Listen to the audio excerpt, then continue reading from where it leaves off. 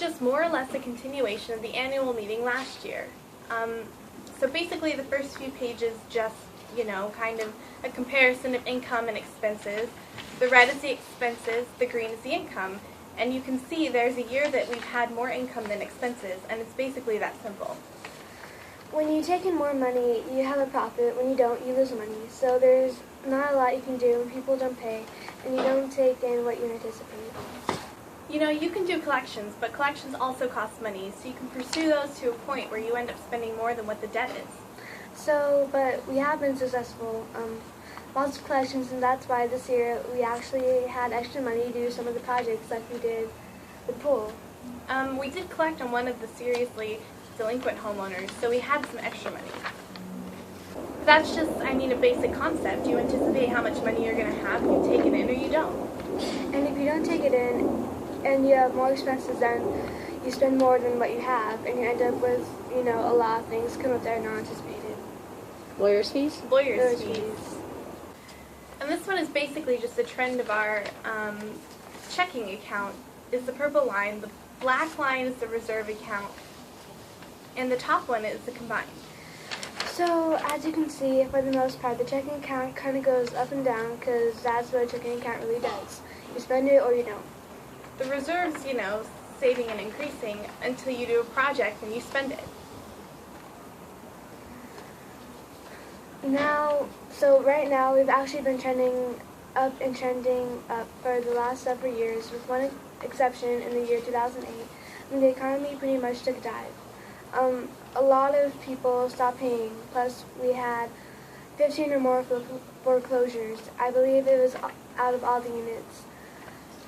Lost quite a bit of money that we could not collect. What year did we lose a lot of money? Well, I want to say 2008 and 2010. 2008 and 10? Yeah, 2000, yeah. 2008 we only had 206. 2008 and our CPA said we took in 216, 2009 213, 2010 227, 2011 240, 2012 257. Okay, well, these are the year-end reports. 2007 we were at 236. Jill, what difference does it make? Well, it just says your report isn't accurate. My report is based off the accounting and financials we get every month. So this is from the CPA. Yeah. 2007 we took in 236. These are probably I don't know if they're the official, but close enough. So yeah, 2008, 2009, 2010, 2011, we took in under what we anticipated.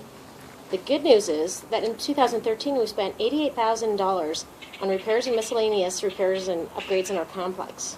Where did you get that number, Jill? I got it off the checking account. Really? In 2012 we spent only $40,000, so we have a lot more to show for our efforts last year, including $60,000 in bills that won't be on our budget for this year. Prior to 2013 we didn't do any capital improvements for 7 years. That's not true, Jill. What did we do then? We upgraded the fire sprinkler system and we did landscaping. Landscaping is not a capital improvement. It's not? Neither is the sprinkler system. When you rip up an entire section of bushes? So you're saying one landscaping job was a capital improvement? That's it? Anyway, the other's just basically the 2013 income and expenses. What categories are, where we spent it, and they, of course, how much we were over or under the budget is red. Red is actually good in this. It means we were under budget for that particular item, and then as it turns out, at the end of the year. We've actually had an excess of $41,700 after we also put $32,000 into the reserve account. So we're basically a cause of just some $1,000 this year. We only put $13,000 into the reserves. $32,220. They took most of it out, so essentially we only saved $13,177. We withdrew money at the beginning of the year to cover some expenses from last year for the staircases we had done. So, as a wash, yeah, it ends up to be about $13,000. So, Okay.